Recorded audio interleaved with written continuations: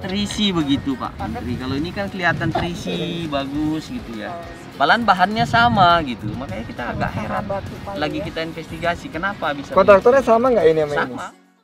Para tim investigasi mulai melakukan pengecekan di bagian lintasan yang terkelupas. Mengapa hal ini terjadi hanya di bagian tikungan ke-17 sampai dengan tikungan ke-5.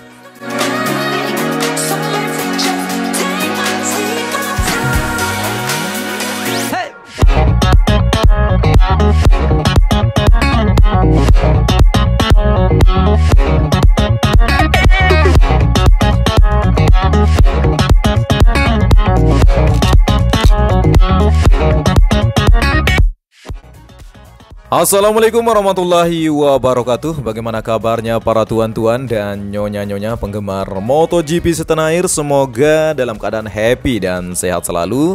Seperti biasa, saya Edi Sindoro akan memberikan informasi terkait beberapa hal tentang lintasan utama yang terkelupas juga ya. Bisa di skip saja bosku di menit ke 8.30 detik. Di situ saya membahas tentang bagaimana hal itu terjadi ya, mengelupasnya lintasan utama hanya pada lintasan ke-17 menuju tikungan ke-5 ya. Sedangkan untuk lintasan utama dari tikungan ke-5 atau di trek ke-5, tempat pertama kalinya dilakukan pengaspalan sampai dengan tikungan ke-16 tidak ada terjadinya mengelupas di bagian lintasan ya. Padahal materialnya sama bosku ya. Jadi silakan saja bosku menuju menit ke 8.30 detik ya, supaya tidak penasaran. Beberapa hal juga kita bahas secara tuntas. Namun karena materi video ini mengawali dari bagian gerbang utama sirkuit Mandalika, jadi kita akan membahas tuntas di bagian depan dulu ya, sebelum kita memasuki area dalam sirkuit Mandalika. Percepatan perakitan dan penempatan untuk area tribun premium, di mana kursi-kursi mulai didistribusikan, mulai ditempatkan di bagian area tribun premium di depan pit building ya. Sedangkan di depan kita kali ini merupakan area tribun premium juga yang berada persis di bagian sebelah kiri area outer lane service route dari trek ke-16 ya, dekat sekali dengan area race control atau dekat sekali dengan bagian area gardu listrik ya. Yang sekaligus kita akan berputar dulu sebelum kita memasuki area dalam sirkuit Mandalika. Kita akan memasuki bosku ya untuk bagian area pengerjaan badan jalan provinsi yang kita ketahui sudah mulai tampak rupanya ya, bagian badan jalan yang akan terbagi menjadi dua nantinya.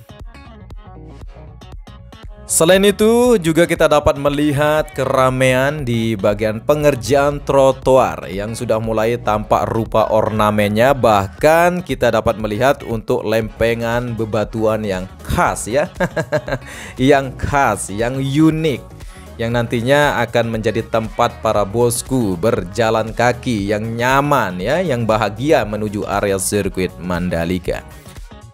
Tidak sedikit dari para netizen menyampaikan bahwa masih terlihat semrawut bang katanya ya. Ya wajar saja bosku ya, karena proses pengerjaannya, pembangunannya masih berjalan ya, masih rupanya ya semrawut ya, sesuatu yang wajar bosku ya. Karena proses pengerjaan, kalau selesai pengerjaannya ya ya parah bosku ya. Kalau selesai pengerjaannya seperti ini ya parah namanya bosku ya. Jadi seperti itu ya. Setelah nantinya dilakukan pembuatan badan jalan dan trotoar sudah terkoneksi, maka akan ditempatkan bunga, pepohonan, dan rumput supaya tampak indah. Kita dapat melihat untuk rangka yang nantinya akan menopang patung Bapak Presiden Republik Indonesia, yaitu Bapak Joko Widodo yang menaiki motor ya yang sering beliau bawa ketika kunjungan kerja, yang akan ditempatkan ceritanya bosku ya di area depan sirkuit Mandalika di gerbang pintu ketiga ya, atau gerbang utama yang paling besar yang terkoneksi dengan bagian tunnel 1. Selain itu juga kita sudah dapat melihat di mana kondisi dari alat yang akan menghamparkan aspal panas ya, atau kita sebut sebagai aspal finisher, yang sudah mulai dilakukan pengecekan ya, supaya nanti ketika proses pengaspalan tidak ada hal yang kita tidak inginkan atau trouble-nya alat tersebut ya, sehingga dilakukan proses servis sebelum dilakukan pengaspalan nantinya.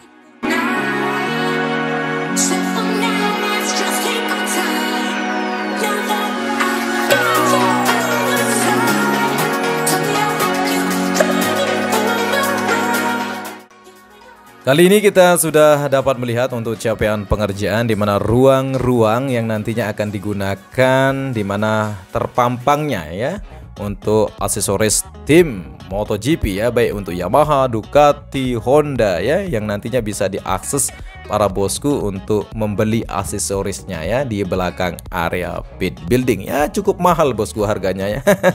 Namanya juga aksesoris yang cukup melekat di setiap tim itu ya. Dan selanjutnya kita akan menuju area tribun dulu kelas yang sudah tampak gercep bosku ya. Gerak cepatnya luar biasa, hasilnya cukup mantap ya. Di sini kita dapat melihat dari kejauhan bagaimana ornamen tribun para sultan ya. Sayangnya kita tidak sultan bosku. Yang kita dapat melihat di sini untuk capaian pengerjaannya sudah terlihat nyata. Untuk bagian kaca sudah ditempatkan, AC sudah mulai dikerjakan. Tenang saja bosku, AC daripada tribun dulu kelas itu dingin sekali bosku ya. Untuk capaian pengerjaan bagian tribun dulu kelas ini sudah mencapai 85% ya. Tinggal dilakukan finishing saja di bagian area dalam dan beberapa hal yang terkait tentang tangganya nantinya bosku untuk menuju area tribun di lantai kedua dan lantai ketiga saja yang digunakan menjadi tempat menonton di tribun dulu kelas ini.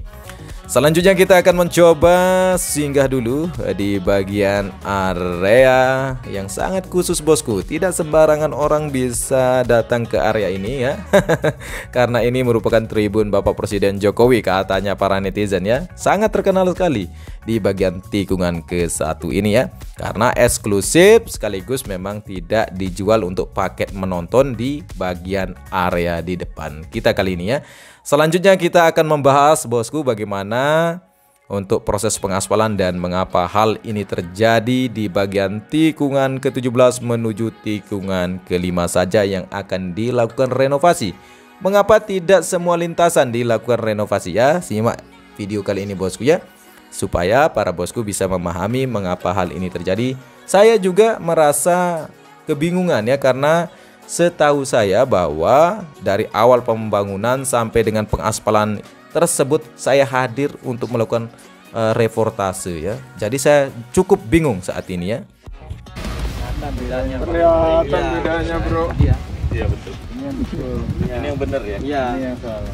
Sama tapi kelihatan banget bedanya. Dari warnanya Kayak Night and Day, dari warnanya aja yang satu lebih hitam, yang satu abu-abu. Jadi yang bermasalah batch 6 aja. Seperti tidak terisi begitu Pak Menteri. Kalau ini kan kelihatan terisi, bagus gitu ya. Malahan bahannya sama gitu. Makanya kita agak heran. Lagi kita investigasi kenapa bisa kontraktornya sama nggak ini sama Sama. ini? PP juga? sama. Enggak. Orangnya sama, alatnya sama. Itu tahun 5 kan? Iya, tahun itu. 5, jadi yang bermasalah sampai titik Sampai sini ini. toh. Titik ini Pak. Sisanya sampai tikungan 16. Untuk alasannya mengapa lintasan utama terkelupas hanya bagian tikungan ke-17 sampai dengan tikungan ke-5 saja ya. Jadi ini masih proses investigasi. Tapi kalau melihat material aspal secara dekat tersebut memang sangat jauh berbeda ya. Yang tadi ditunjuk oleh beberapa tim dari MGPA dan dihadiri oleh Menteri Pariwisata Bapak Sandiaga Uno ya. Dari beberapa teman-teman YouTuber 86, saya adalah salah satu yang cukup sering melakukan live streaming ketika proses pengaspalan. Bahkan saya tidak pernah absen untuk melakukan reportase, melakukan dokumentasi dari pengaspalan lapisan pertama, kedua, sampai dengan ketiga. Yang anehnya saya bosku ya, mengapa hal ini terjadi? Jadi untuk bagian lintasan utama dari tikungan ke-17 sampai dengan tikungan ke-5 yang harus direnovasi, ini merupakan pengaspalan terakhir ya. setelah dari tikungan kelima menuju tikungan ke-16. Secara jelas saya melihat bahwa tidak ada proses yang salah. Saya lihat ini bosku ya, atau bisa dicek dengan video-video saya yang terdahulu ya. Jadi ini saya juga akan mencari mengapa terkelupasnya. Padahal kerapatan daripada lintasan utama di tikungan kelima sampai tikungan ke-6 itu sangat baik. Sedangkan dari tikungan ke-17 sampai dengan tikungan kelima itu kok berbeda. Ada apa? Padahal materialnya sama, cairan aspalnya Shell PG82 yang terbaru ya. Jadi kalau ada artikel luar negeri yang menyampaikan bahwa material lokal itu tidak bisa merekat sangat bagus dengan cairan aspal Shell yang dari Inggris tersebut, ya terjawab di sini bahwa kenapa tidak dilakukan renovasi secara keseluruhan hanya 1,2 km saja ya, dari tikungan ke-17 sampai dengan tikungan kelima. Jadi kita akan cari tahu bosku, yang jelas kita harus dukung dan optimis bahwa ada sebuah tanggung jawab PT PP untuk memperbaiki supaya nantinya gelaran MotoGP di tanggal 18 sampai dengan 20 Maret nantinya bisa berjalan aman dan tidak ada keluhan lagi dari para pembalap ya. Kita doakan Indonesia pasti bisa, Indonesia pasti maju bosku ya. Tanpa dukungan para bosku tentu ini tidak akan pernah bisa terjadi. Hadirlah di sirkuit Mandalika, bantu negara ini bosku ya. Jadi itulah yang saya ingin sampaikan. Semangat optimisme, jangan membuli bosku ya. Berikan kritikan boleh ya, tapi jangan menghujat. Hanya itu yang saya dapat sampaikan di kesempatan ini. Saya Edi Sundoro pamit undur diri. Billahi ilaihi. Wassalamualaikum warahmatullahi wabarakatuh.